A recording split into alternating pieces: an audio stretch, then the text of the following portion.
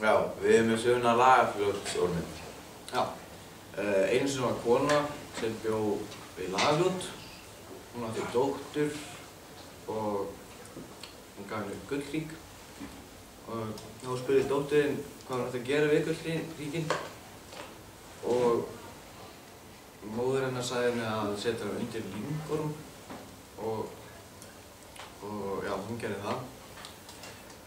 Og setti síðan í traföskur.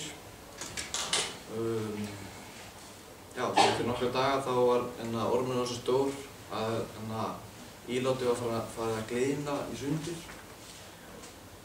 Og já, kastaði hann út í sjó. Nei, já, jú, hún kastaði út í sjó. Í sjó? Já. Já, út í fljótið. Þannig að, já, síðan, eftir löngu síðan, þá byrjuðu menn að vera varir við við orminn og byrjuðu að teygja sig í ströndina og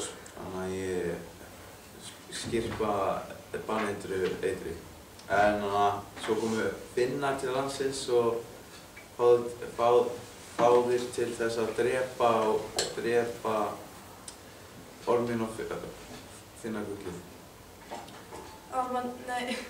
Finnarnir steyptu sér í fljótið og komu svo upp seinna og sögðu að